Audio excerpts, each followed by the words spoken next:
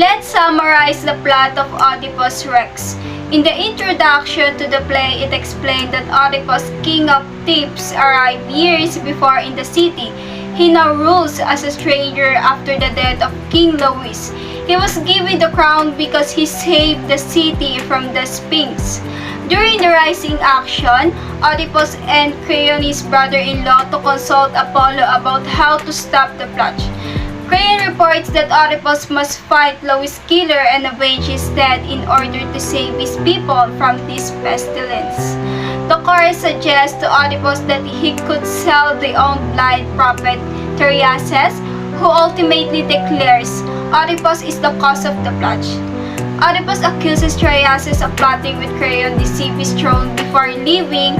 Teriases tells Oedipus that the killer is in Thebes and will become blind and will turn out to be both the son and husband of his mother. Oedipus accuses Creon of plotting against him, and the men argue until Jocasta, Oedipus' wife, intercedes. Oedipus sends Creon out of the place without punishing him. Jocasta then tells Oedipus of a prophecy that his son of hers with Louis will kill his father. She and Louis pinned the child's ankle together and had a shepherd put him in the wilderness to avoid the prophecy. Louis was killed at a place where three roads meet, presumably by robbers.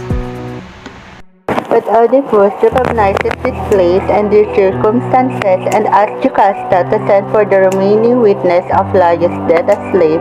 He also tells Jocasta about his parents in Corinth, but he's been told they are not his real parents. Years ago, he received the same prophecy that he would marry his mother, have children with her, and kill his father. Oedipus ran away from Corinth to escape the prophecy, but on the way he met with travelers at the crossroad, one of whom him and Oedipus ended up killing them. All Jocasta sends for the slave who witnessed it.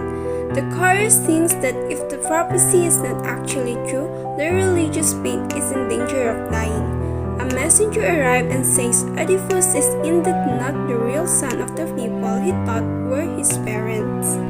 Oedipus was a gift from a shepherd who found him with his ankles bound, and that the shepherd who gave the child to the messenger to give to the couple who raised him was the very slave they have called to share what he witnessed when Laius was killed. Jocasta realized the truth and frantically leaves. During the climax of Oedipus Rex, the shepherd is called in and under duress confirms that the prophecy is true.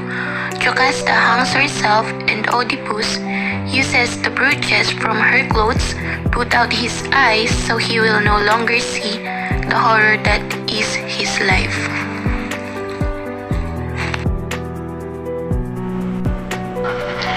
During the following action, Creon takes pity on Oedipus and wants to keep him at the palace, but Oedipus insists banishment, leaving his children behind for. He now has no power over them in the brief resolution. The chorus sings bitterly of unhappy tale, how a powerful man has fallen, and how that is the only thing that will bring happiness to mortals.